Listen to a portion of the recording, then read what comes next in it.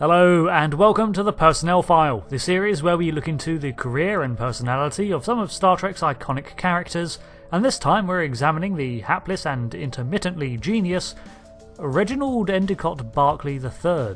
As is usual for this series, we will include primarily the canon materials, that is the episodes he was in, and flesh out some of the gaps with memory beta content, which comes mostly from novels, games and the like, where it doesn't conflict with the primary.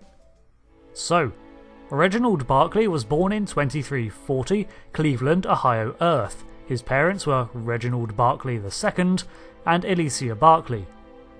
Wait, 2340?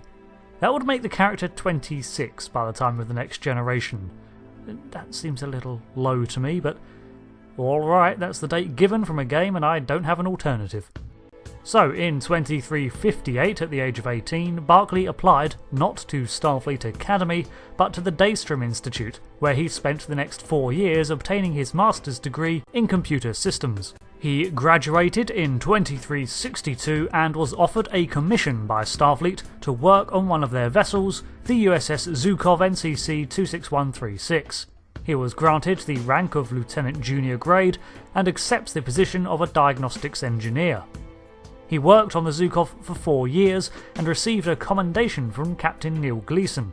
He transferred to the USS Enterprise, NCC 1701D, in 2366, where he continued his role as a diagnostics engineer. His reclusive behaviour was soon noted by his chief, and issues were soon raised when they began to affect his duty. He was written up several times for tardiness. Soon he began to receive counselling for his addiction to holodecks, which had been adversely affecting his performance. In 2367, the Cytherean probe increased Barclay's IQ, and he led the Enterprise into first contact with the species. In 2368, during his spare time, he was assisting the crew in their own holodeck programming endeavours. In 2369, he was involved in the safe rescue of the crew of the USS Yosemite through a transporter incident in which he overcame his transporter phobia. In 2370, Lieutenant Barclay led his first away mission to Tavo. That same year, the Intron virus, also known as Barclay's protomorphosis syndrome, was inadvertently created and exposed to the crew of the USS Enterprise to its mutative effects. In late 2370, Barclay transferred to Jupiter Station to work alongside Dr Lewis Zimmerman in the creation of the EMH Mark I. He was promoted to lieutenant in 2372 and transferred to the USS Enterprise NCC 1701E to take a role in the engineering staff once again.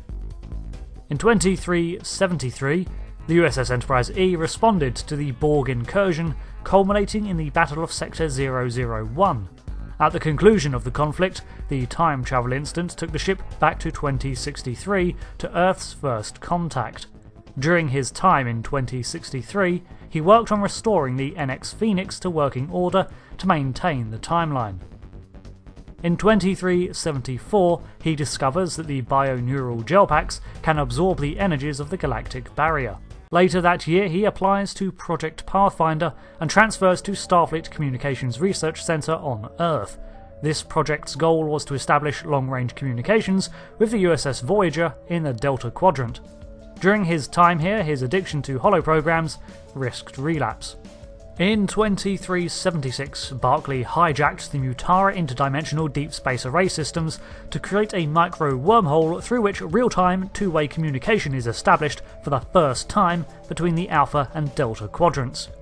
In 2377, Barclay returns to Jupiter Station to visit Dr Lewis Zimmerman and transfers Voyager's EMH to meet his creator.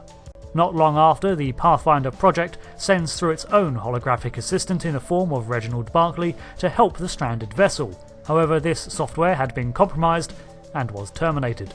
From this point on, it's all content from beyond the shows. In 2380, Barclay had returned temporarily to the USS Enterprise E to act as chief engineer until in 2381, when he was reassigned to the prototype USS Glenn NX 86350.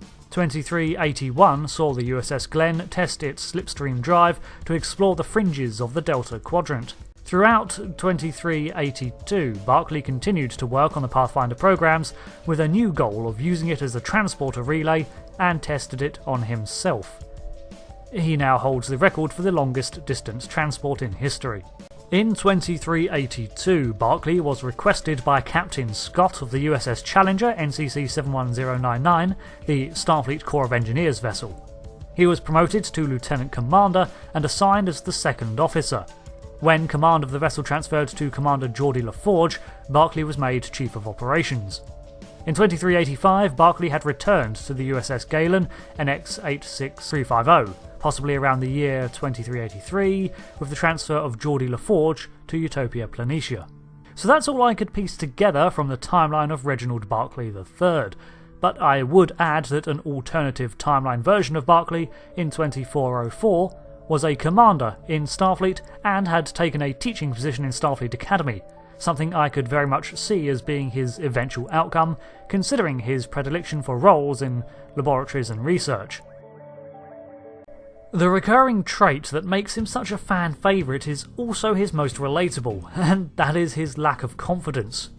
This affects him on an interpersonal level, which has the knock-on effect of damaging his professional performance. Many of his ailments and neuroses are symptoms of this self-doubt, and therefore perpetuated by and fuel this destructive mindset. It was established early on that the man is a very capable officer, so much so that on graduation from Daystrom, someone in Starfleet took a gamble on him and offered him a commission. Starfleet does, after all, accept officers with a comparable level of education to Starfleet Academy, but to see him immediately promoted to Lieutenant Junior grade on his first assignment? Honestly, I wonder if this would have contributed to his feelings of inadequacy, because after this he does not advance in rank for 10 years. As a graduate outside of Starfleet Academy, he would never have gone through all that training that the officers did for a life aboard a starship, but as a systems engineer, a programmer in effect responsible for diagnostics and software, the likelihood of him needing such skills was rather small. That is, until he managed to secure a position on the USS Enterprise D, out there on the front lines of exploration. I suspect that, comfortable with his position on the USS Zhukov, he began to flourish and his natural talent and proficiency shone through, leading to his selection as Enterprise-level material and his transfer, only to once again withdraw from his new environment and question his own capability. This had a knock-on effect of damaging his work and earning him notes in a bad way from his colleagues. With time and continual counselling, however, he was eased into his role, although he would continue to display hypochondriac-like behaviour and numerous phobias centred around the unknown.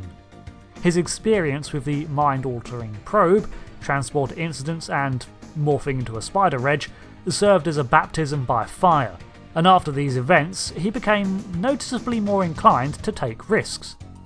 Without the assistance of his friends to prepare him and help him through these events, it's likely he would have broken and run back to a research post somewhere on the first outing. But they helped him uncover the strength he needed to continue on. Although a lab is where he ended up, I don't see it as him running away from the dangers of space exploration, and I'll get to why in a minute. His passion for hollow novels eventually presented him with opportunities several times in his career, but of course also came with the pitfalls of creating a simulated environment that he had control over, a safe space that was intoxicating to the easily flustered man. However, as with his general work and research, his genius in finding unorthodox solutions catches the attention of Zimmerman, and the Pathfinder lab even had an entire complex holodeck system for testing purposes that Reg made frequent use of. He did eventually return from the Enterprise to take up a more sedate position, such as the Pathfinder project, but from First Contact and other sources, we can see that he is no longer scared by the final frontier and routinely returns to shipside posts, even charting into the Delta Quadrant and testing long-range transporters on himself. By the end of his career, he is willing to take risks because the struggles of his life has not been about overcoming battles or solving puzzles, the latter being something of one of his strengths to be honest, but by overcoming his own mental blocks. The first step in achieving anything is choosing to act, and if you fail at that first hurdle, which many of us do, then nothing is achieved.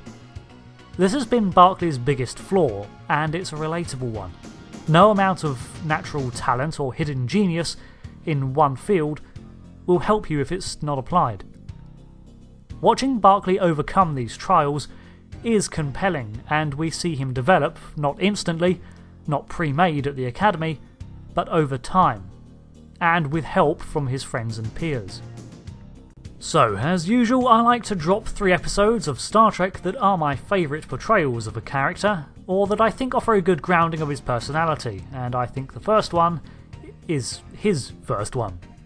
The first appearance of Barclay in Hollow Pursuits, where we see his core neuroses in full effect and the beginnings of his character growth.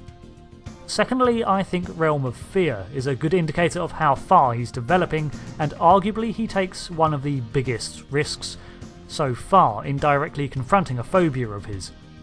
Finally, I think Pathfinder shows us that by the time of his reassignment, even though he's taken up a safer position in a lab, it's not because he's afraid to take huge risks, as he gambles his entire career to prove his work, although he clearly still struggles with the allure of the fictional.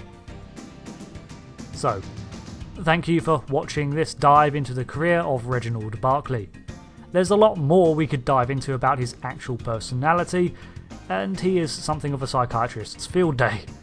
But the personnel file tries to look more into the timeline-centric happenings of a character, so I'd point you to some excellent videos by Steve Shives and SF Debris.